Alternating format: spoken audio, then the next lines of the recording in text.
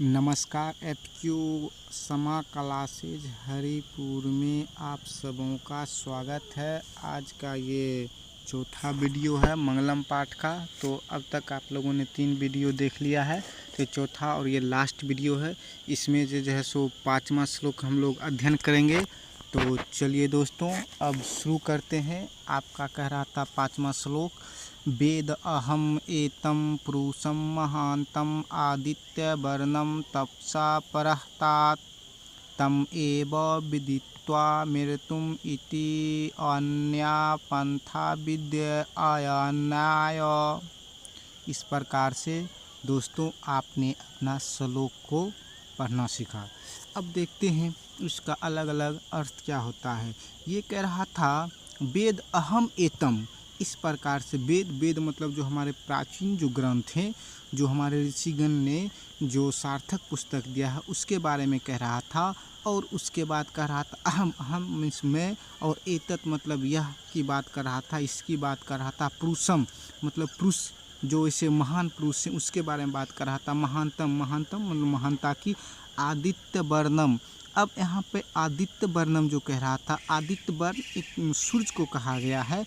उसके बाद कह रहा था तमसा का यहाँ 2 अर्थ लिया गया है। एक कह रहा था अंधकार में, और एक कह रहा था अज्ञान। तो अंधकार में कहने का मतलब हमारे जीवन में जो अंधकार है, और अज्ञान जो ज्ञान हमें प्राप्त नहीं हो सका, जिसकी हमें भान तक नहीं है, उसे ही हम तपसा से इंगित किया गया है यहाँ पे।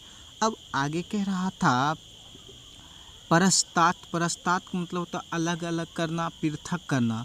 अब आगे कह रहा था तम ईवो, तम फिर वही है तम ईवो। तम यहाँ पर उनको, ना कि यहाँ पर अंधेरा। एवो मतलब या एवो मतलब ही। उसके बाद कह रहा था विदित्वा इति। अब यहाँ पर विदित्वा जो अति, तो कह रहा था विदित्वा में से जान करके, और अति मतलब अत्यधिक। मृत्युम इति, अब ये कह रहा था अपनी मृत्यु को, यह जैसे अपनी मृत्यु को, न मतलब नहीं, अन्य मतलब दूसरा। उसके बाद कह रहा था पंथा मतलब मार्ग। पुनः फिर आगे कह रहा था विद्यते अयनाय। विद्यते का मतलब होता है जान पड़ता है। उसके बाद अयनायक मतलब होता अन्य कोई। तो इस प्रकार से आपने अलग अलग शब्दों का अर्थ सुना। अब आगे जो है सो इसका जो है सो साधारण अर्थ देखते हैं। उसके बाद जो है सो फिर पुनः जो है सो उसका व्यापक अर्थ देखेंगे। तो दोस्तों, तो इसका साधारण अर्थ में ये कह रहा था कि वेद अहम एतम पुरुषम महानतम आदित्य वर्णम तपसा परस्तात। अर्थात कह रहा था यह वेद जो है सो वह ये सूर्य के समान क्या है, दिव्य रूप में आज भी विराजमान है। अर्थात यह जो है सो ज्ञानी एवं ज्ञानियों से साक्षात्कार करके हमें प्रकाशपूर्ण दिव्य स्वरूप जो है सो ब्रह्म का ध्यान अपनी ओर आकर्षित करके हमें मृत्यु पर विजय प्राप्त करने का साधन बताता है, अर्थात रास्ता बताता है। इसके अतिरिक्त कोई और रास्ता नहीं है। अगर हम वेद का अध्ययन करते हैं, पुराण का अध्ययन करते हैं, तो हम जो है सो अपने सार्थक मार्ग, अपने जीवन का सार्थक मूल तत्व को पहचान सकते हैं और अपने जीवन को सार्थक बेहतरीन बना सकते हैं। तो ये साधारण अर्थ था दोस्तों। अब इसका देखते हैं व्यापक अर्थ में ये क्या कह रहा था। ये व्यापक अर्थ में कह रहा था, यह जो श्लोक था यह जो है सो आपको श्वेताश्वर उपनिषद से लिया गया था। तो उसके बाद जो है सो ये कह रहा था इसमें कि ऋषियों एवं विद्वानों का ऐसा मत है कि ईश्वर जो है वह प्रकाश का पुंज है। ईश्वर प्रकाश का पुंज है। उन्हीं के दिव्य आलोक में सारा संसार क्या होता है, आलोकित होता है। अर्थात सारा संसार जैसो अपने जो भी मतलब क्रियाकलाप है उन्हीं की जैसो दया दृष्टि से चलता है।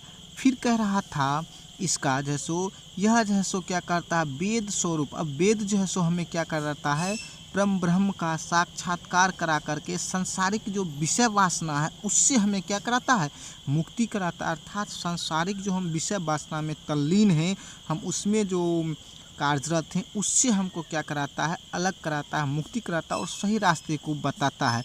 इस प्रकार से वेदों ने उसी आदित्य पूर्ण सूर्य के समान, अर्थात वेद जो है सो ये आदित्य सूर्य, जिस प्रकार से सूर्य प्रकाश फैलाता अंधेरा को मिटाता है, ठीक उसी प्रकार से वेद अपने ज्ञानों से जो है सो क्या करता है, लोगों के जीवन में जो अंधकार है, उनके जो मन पर जो अंधेरा छाया हुआ है, उनको अपने दिव्य ज्योति से क्या करता है, प्रकाशित करता है।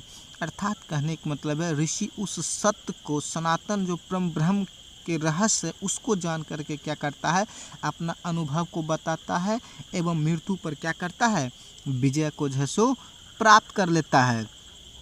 फिर आगे बताता है दोस्तों कि गीता में भी जो है सो इस बात का जो है उसको स्वीकार किया गया है। क्या स्वीकार किया गया है? आप जब गीता का अध्ययन करेंगे तो उसमें आप पाएंगे कि क्या स्वीकार किया गया है कि प्रभु का जो है सो प्रकाश, वह वास्तव में जो है सो वही पा करके क्या करता है, जो प्रभु का ज्ञान प्रकाश पा लेता है, वह जो है सो सच्चा ज्ञानी हो जाता है और वह मृत्यु पर भी विजय प्राप्त कर लेता है।